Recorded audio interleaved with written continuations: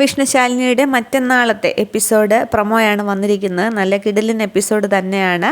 അതിൽ പ്രൊമോയിൽ ആദ്യം കാണിക്കുന്നത് വിഷ്ണുവിനെ പോലീസ് വണ്ടിയിൽ തന്നെ ശാലിനി പറഞ്ഞതുപോലെ പോലീസ് അകമ്പടിയോടുകൂടി തന്നെ സത്യഭാമയുടെ വീട്ടിലേക്ക് പോലീസ് വണ്ടിയിൽ കൊണ്ടുവരികയാണ്. അന്നേരം വിഷ്ണു വന്ന് ഇറങ്ങുമ്പോൾ മുകളിലെ മട്ടുപ്പാവിൽ ശ്യാമ കുട്ടിക്ക് ആഹാരം കൊടുത്തുകൊണ്ടിരിക്കുകയാണ്. അന്നേരം വിഷ്ണു വന്ന് ഇറങ്ങുന്നത് കാണുമ്പോൾ വലിച്ചാന്നും പറഞ്ഞ് കുട്ടി ഓടി വരികയാണ്. വരുമ്പോൾ വിഷ്ണു ആണെങ്കിൽ കുഞ്ഞിനെ പൊക്കി അങ്ങ് എടുക്കുന്നുണ്ട്. അവരുടെ സന്തോഷം കാണേണ്ടത് തന്നെയാണ്. തുടർന്ന് കാണിക്കുന്നത് പ്രൊമോയിൽ ശാലിനി കുടുംബശ്രീയിലേക്ക് കളക്ടർ ബോർഡ് വെച്ച വണ്ടിയിൽ ശാരദാമ്മയുടെ സ്വപ്നം പോലെ വന്നിറങ്ങുകയാണ്. വന്നിറങ്ങുമ്പോൾ പടക്കമൊക്കെ പൊട്ടിക്കുകയാണ്. ശാലിനി ഇങ്ങനെ വന്ന് കാല് കുത്തി ഇറങ്ങുമ്പോൾ ശങ്കരേട്ടനും ശാരികയും ശാരദാമ്മയും ഒക്കെ ഉണ്ട്. എല്ലാവരും വലിയ സന്തോഷത്തിലാണ്. ശാരദാമ്മയുടെ ആ സ്വപ്നം അവിടെ സഫലീകരിക്കുകയാണ്. കളക്ടർ ബോർഡ് വെച്ച വണ്ടിയിൽ കുടുംബശ്രീ ഹോട്ടലിൻ്റെ മുന്നേ ആയിട്ട് ശാലിനി വന്ന് ഇറങ്ങുകയാണ്. തുടർന്ന്